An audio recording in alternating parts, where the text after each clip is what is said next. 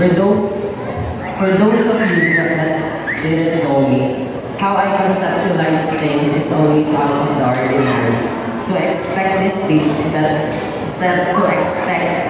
this will not be as your typical valedictorian speeches. To our dear school principal, Miss Emmanuel O. Espiritu, our school head, Miss Imelda O. Espiritu, our hardworking teachers, honored guests, and most importantly, supportive parents, and most importantly, the completers and my fellow graduates of school year 2025 to 2026. Ladies and gentlemen, a pleasant afternoon to each and every one of you. Or whatever date and time you are watching this in my mother's Facebook account, dahil alam mo ay po-post niya to. 13 taon ang nakalipas nang unang makatapak ang aking munting mga paa sa aking magiging paaralan.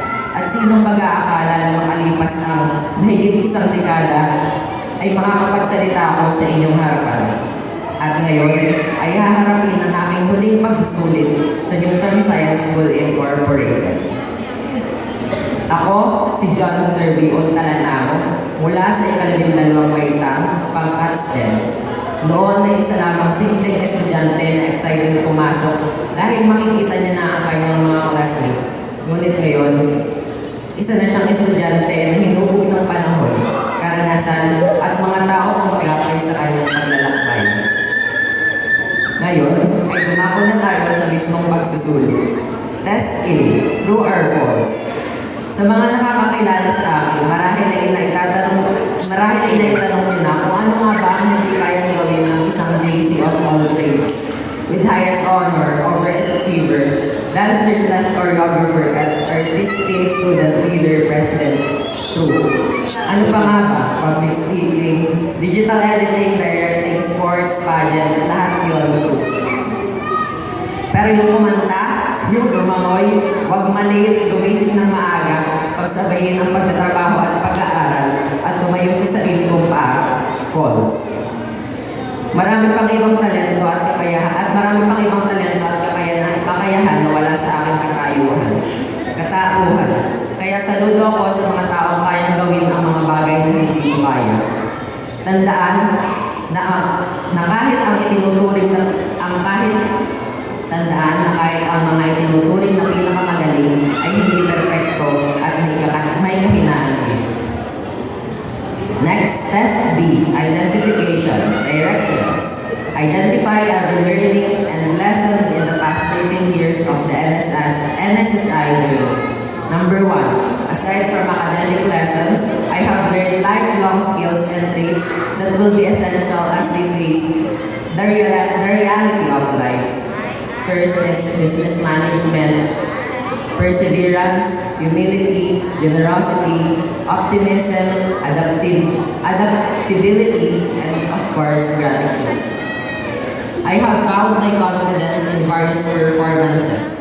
On the dance floor, in the court, pageant stage, a podium, outside the campus, and of course, our classroom. I also found my purpose in being a leader, a role model to others, and a mentor to the young aspiring leaders. I must say that NSSI has become my training ground as it prepares me for the battles outside of the school, for me to be ready to face the future and grow even greater. Now I am proceeding to test C, problem solving, directions. Recognize the challenges and celebrate the success we have accomplished. Our NSSI journey has brought many challenges that made our success even sweeter. For every activity, exam, and performance task, to every hell-week problems in school and even at home, we face it with courage that led us to this moment. Ang bawat hamon na ating nalagpasan ay may aral na hatid para sa atin. Kaya maging bukas ang ating isip at puso para tanggapin ang mga aral na ito. Kailangan din natin tanggapin ang ating mga pagkakamali, matuto sa mga ito at magpatuloy. Sa panahon ngayon, maraming estudyante na nababurn out. kong ibahagi sa inyo ang isang aral na natutunan ko. A philosopher once told us na kahit gaano pa katambak ang mga gawain natin, ang mahalaga ay may natatapos tayong gawain sa loob ng isang araw. Ito ang nagturo sa amin na kahit gaano pa kaliit ang bagay na napagtagumpayan natin, ay gawin natin ang ating makakaya upang ipagdiwang ito. Dahil maituturing pa rin ito ang tagumpay. Kumbaga, celebrate the small victories. The last part of the exam is the enumerations, directions. Enumerate the people behind whom learning has been.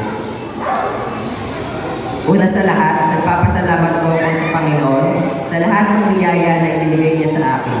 Bawat talento at kakayahan bumuo kung sino ang batang nasa inyong harapan. Nagpapasalamat din po ako sa kanyang paggabay sa akin upang makita ko ang landas na nilaan niya para sa akin. Na aking patuloy na tatahakin ngayon. Lahat po ng aking tagumpay at ipinagpapasalamat ko sa poong may kapal at itinataas ko sa kanyang karangalan. Kabilang na rin sa aking pinasasalamatan ay ang mga taong binigyan niya ng papel sa aking buhay at paggamit sa kanila bilang instrumento upang lubos niyang maiparamdam ang kanyang pagmamahal sa akin. The Lord has always destined us to fly, to soar high and reach for our dreams. To my alma mater, Newton Science School Incorporated, it is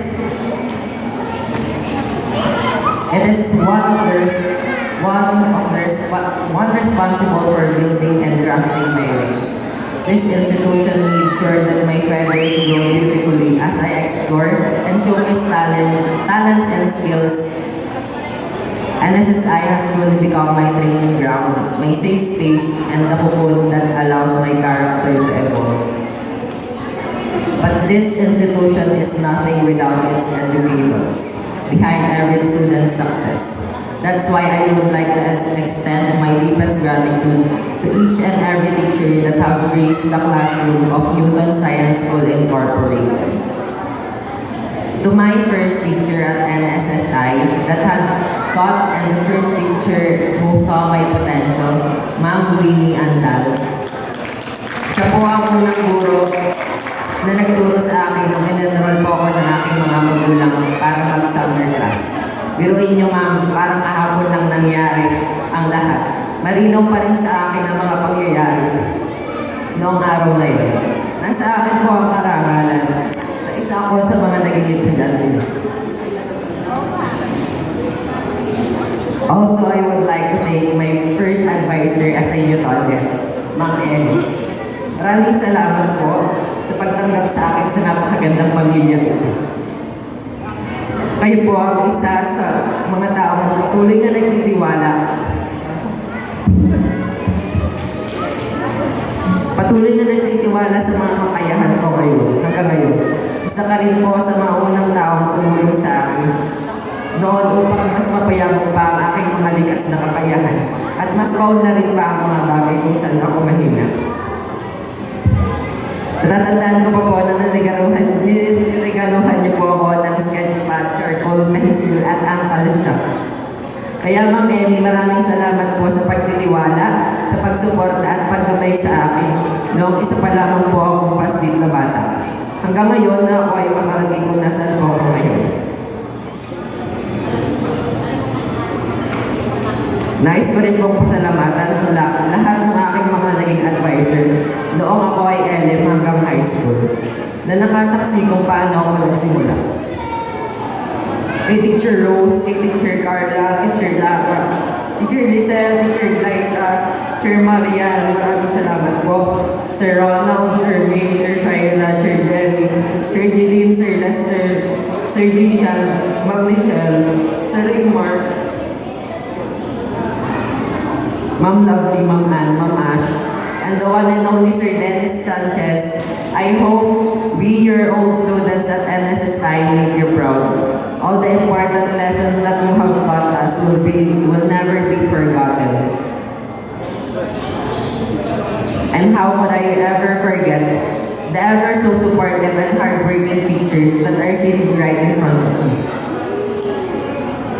Maraming salamat po.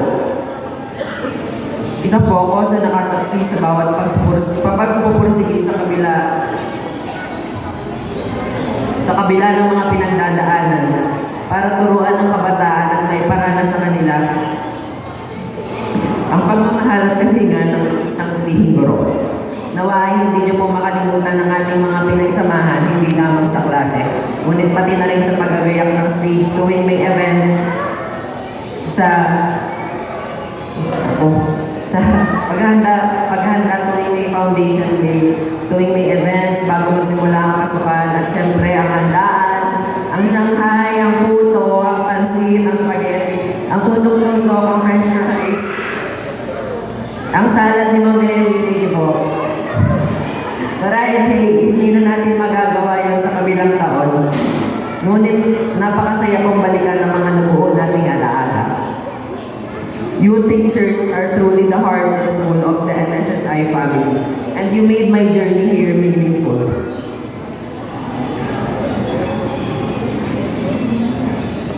You are my inspiration, and I hope someday that I will be an educator just like you, that inspires students, help them grow and reach their dreams. To those who are living, I will pray for your journey outside our home. May the path that you are going to will lead you to your heart desire. And bring all the lovely memories, all the struggles you have faced, and all the love and support, bring it all to you. At para naman po sa mga teachers na may iwan, alam mo po, nakakayanin niyo po yan.